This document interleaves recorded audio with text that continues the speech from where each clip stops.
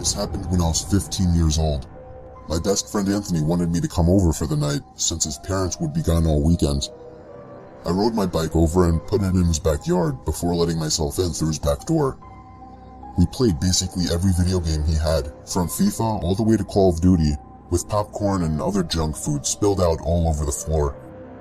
As the night progressed, we moved from video games to watching half a movie and getting bored to doing prank calls at close to 10 o'clock. Anthony made a few calls to different pizza places. When it was my turn, I just dialed a few random numbers in hopes to get someone at their house. On, say, my fourth attempt, I finally reached somebody. A guy with a deep and rough voice picked up, answering with a yeah instead of a hello. Anthony's laughing in the background made me stumble with my words mid-sentence, ultimately cracking up into laughter. I had never done a prank call, so I sucked at it. The guy on the other end was silent. I regained a straight face and tried to continue with the call. It went something like this. Sir, would it be alright if I borrowed one of the wheels from your car? What's your name, kid? My name is Bob. Really? You sure it's not Anthony? It hit me like a brick. I looked up at Anthony, whose face was noticeably full of fear. I hung up the phone, not wanting to be on the line with whoever that was for another second.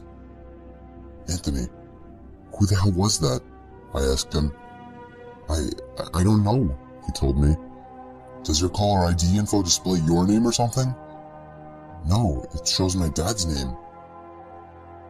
We hopped on the computer and did some research, trying to figure out how it was possible to get someone's name through their phone number. It didn't make sense how he could get Anthony's name so quickly. He was way too young at the time to be on any of those personal information sharing websites. We ended up asking a question on Yahoo Answers, since no one had a similar experience. The question turned up no answers. I suggested he call his dad, but he said he wasn't supposed to have anybody over for the weekend, so he didn't want to call. We planned on sleeping in the living room, so we just resumed watching the movie that we hadn't finished from earlier.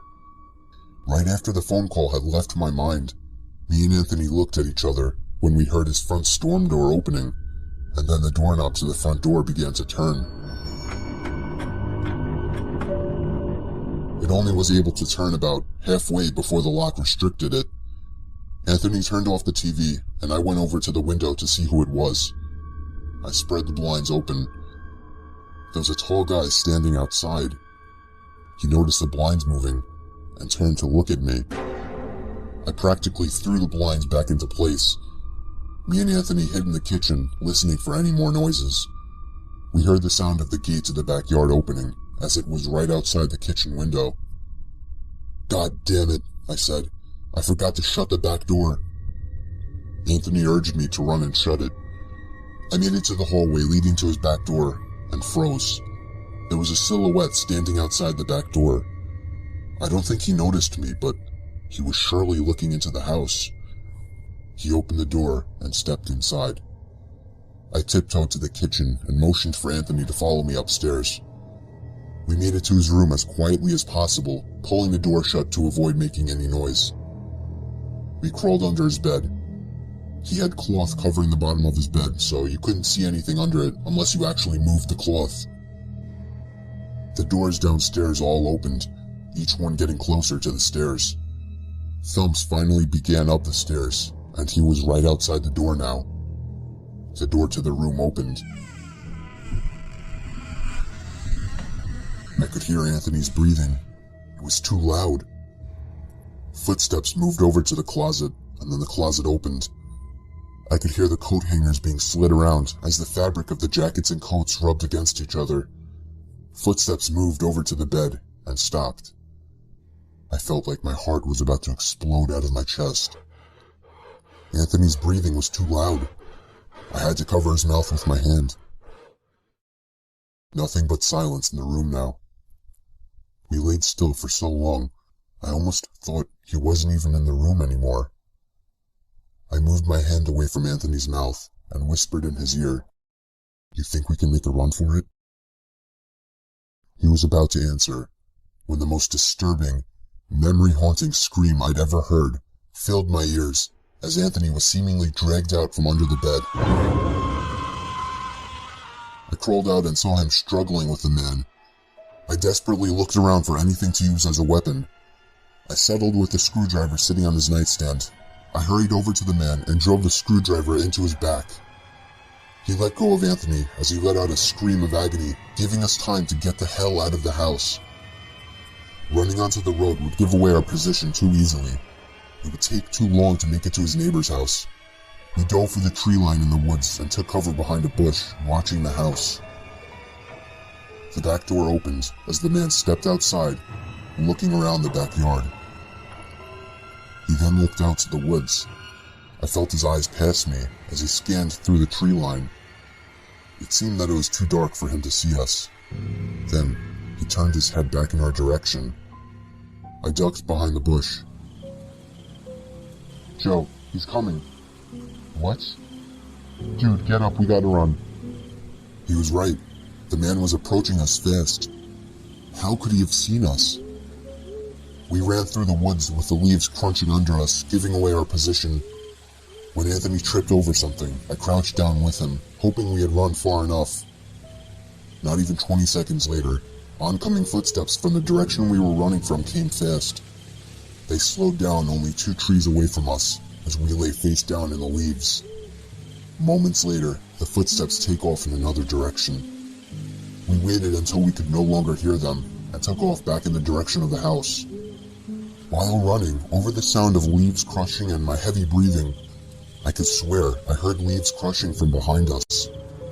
We made it back to his backyard, into his house, and this time remembering to shut the back door. We were now able to call the police. Anthony stayed on the line with them, while I patrolled the back windows, making sure nobody was out there. It was so dark though, I couldn't see anything. So I did something that seems stupid today.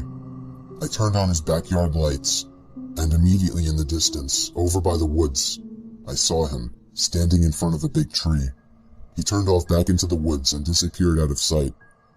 That was the last time me or Anthony ever saw him. I would be lying if I told you we heard the occasional knocks at our windows or something cliche. No, that was it.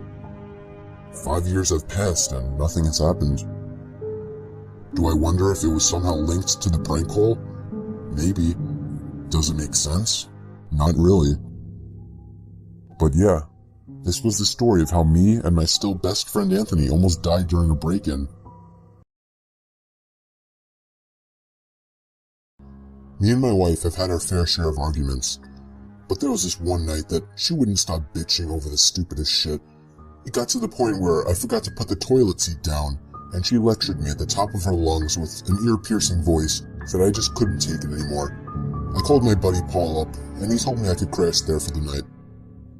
I was exhausted, and I didn't need to deal with my crazy wife at the time. Paul had a huge house, which was another thing my wife always yelled at me about, how all my friends have nicer houses than us.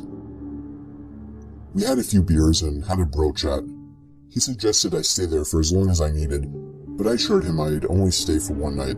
I didn't want to be a bother. I slept in one of his guest bedrooms. Surprisingly, he has 3 guest bedrooms, but has only needed to use one of them so far. He never uses the other 2 bedrooms, and only plans on using them for a party or something like that. All 3 guest bedrooms in the house are lined up next to each other, while Paul's bedroom is across the hall. It's a weird setup for sure, but it let me hear strange noises coming from the next room over. I assumed it was Paul doing something in there, but it quickly got annoying, so I decided to just walk over and see what was going on. I tried the doorknob, but it was locked. I cracked the door open to Paul's room and asked him what the noise was. He was already in bed as well. He didn't hear anything. Upon asking why he kept the door locked, he told me he always keeps those 2 doors locked, as he keeps some personal belongings in there. I warned him that there was a strange noise coming from the room, and he told me to just go back to sleep, and if I continued to hear it, come back to him. So I did. I went back to bed, and the noises were completely gone now. A half hour passed. I was starting to drift off to sleep at last, when I heard the slightest tap on the wall. It came from the other side, the next room over. It was followed by a faint voice. I jolted up from the bed and ran back to Paul's room. This time, he took me seriously. He got the key to the 2 doors and unlocked the one next to mine. We stepped inside and felt a breeze hit us on the way in. The window was completely open, along with the closet. We dug through the entire room. The bed had marks on it as if someone were on it. The closet was full of empty bags, and his valuable belongings that were in his drawers were gone. Paul suddenly ran out to the hallway. I was confused at first, but I caught on quickly as he was checking the other room. I was right by his side as he unlocked the door to the 3rd guest bedroom, and the first thing we saw was a black figure jumping out the window onto the patio roof. Paul was about to jump out after him, but we instead both ran outside through the back door in hopes to catch him. He was gone already. It's a good thing we didn't catch him though, because what we found in this room was far more disturbing. The white sheets on the bed were stained with blood. The closet had the butcher knife he had been missing sitting on the floor with a few blood spots on it. And of course, all of his valuable belongings were gone. These people, most likely homeless and likely dangerous drug addicts, were living in his home for a little more than a week. He had even mentioned something about how fast his food goes, and yet he's so skinny when we were drinking. That made a lot more sense now. As far as we know, none of them were ever caught.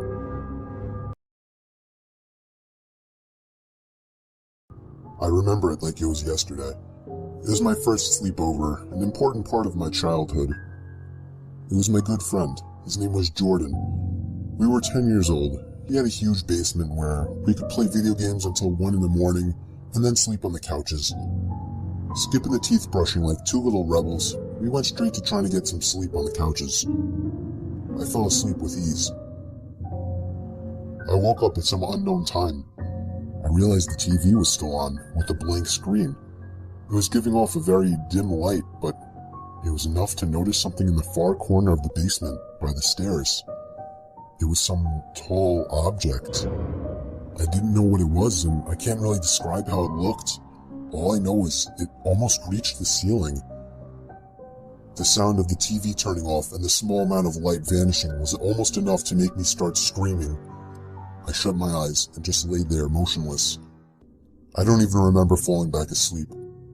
All I remember is waking up to a sudden and horrid screaming coming from upstairs.